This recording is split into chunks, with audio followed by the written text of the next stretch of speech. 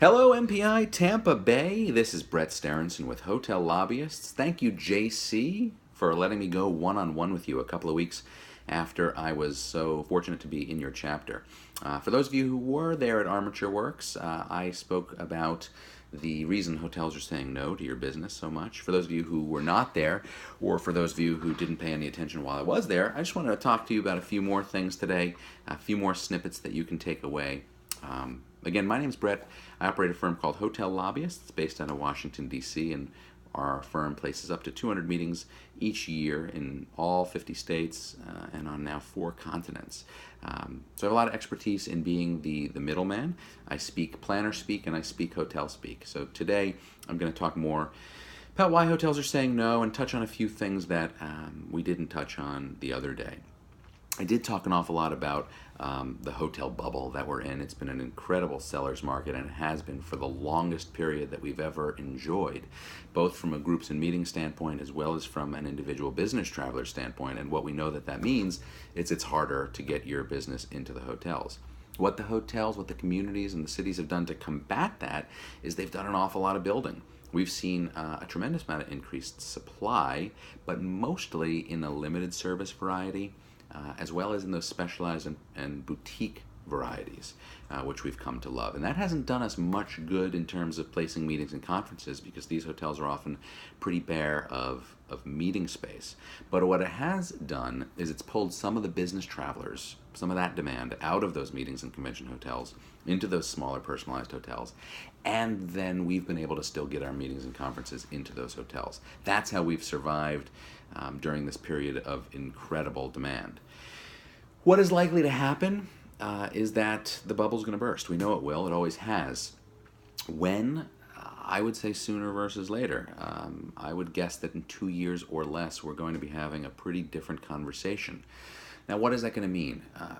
Probably the demand for meetings and conferences is going to fade before the demand for individual business travelers. That's typically what's happened. Companies are more likely to cut training, more likely to cut conferences, those big spend line items, than they are the individual business travelers. So those personalized hotels, those boutique hotels, they're going to survive. Those limited service hotels that include their free breakfast, their free internet, and give you points for staying with their brand, they're going to survive. And it's the meeting and convention hotels that are going to feel emptier. So what I'd ask you to do is be mindful of who's good to you right now.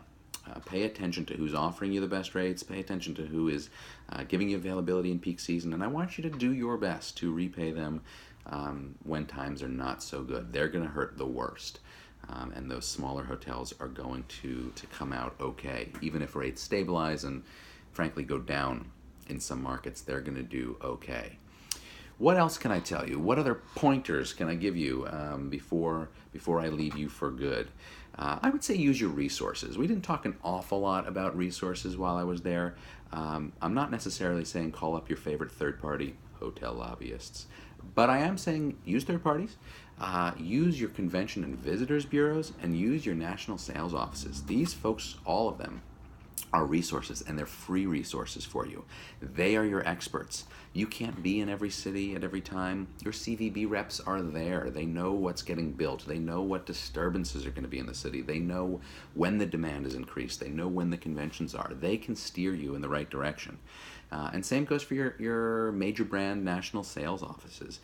You can't possibly know every hotel in every city, but the brands know their hotels in those cities. Use them. They typically won't steer you wrong either. They have a reputation to uphold, as do the third parties. So if you don't want to be doing all those dialing, all those phone calls, sometimes pretty burdensome, use those folks. It's only a couple of phone calls on your end, and it can be a wealth of knowledge.